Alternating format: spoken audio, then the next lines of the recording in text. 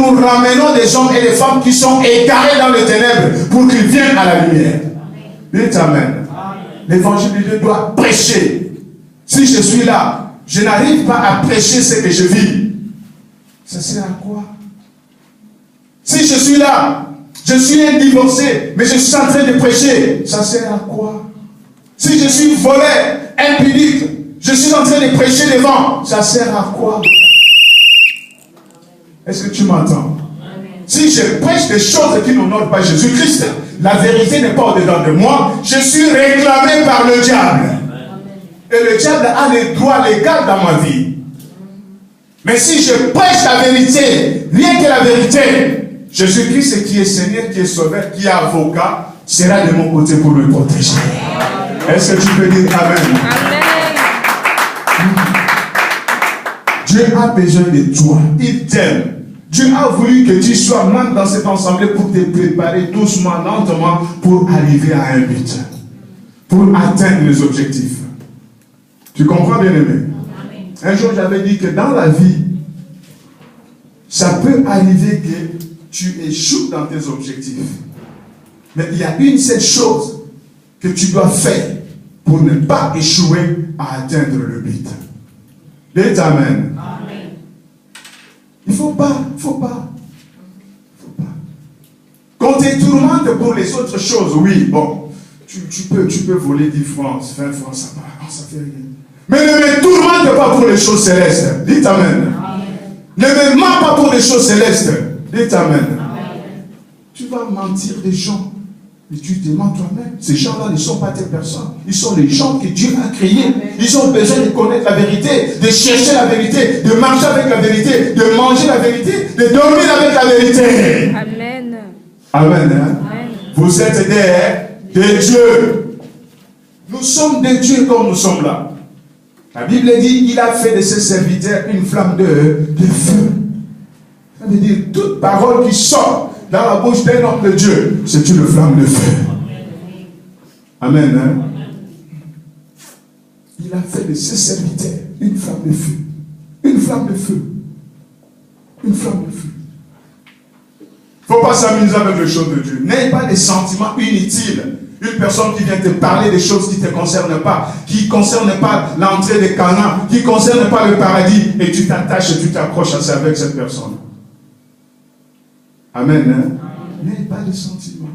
Dans les choses de Dieu, il n'y a que Dieu qui peut te parler, qui va te juger. Et quand tu vas entrer dans le jugement de Dieu, il n'y aura pas une personne à côté de toi. Ça serait toi et l'éternel Dieu avec Jésus-Christ à côté. Tout ce que tu diras, on va t'écouter. Jésus-Christ te dirait, mais est-ce qu'on ne t'a pas parlé de moi, que je suis venu là, sur la terre, que j'ai versé mon sang pour que tu sois libéré? N'avez pas entendu? Il y a aussi d'autres personnes qui n'ont jamais entendu l'évangile.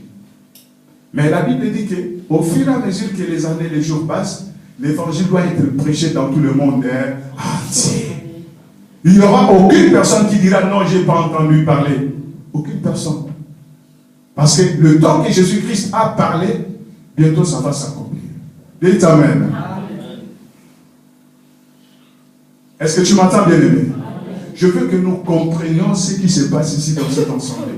Dans cette assemblée, nous appelons l'assemblée évangélique la Nouvelle Alliance.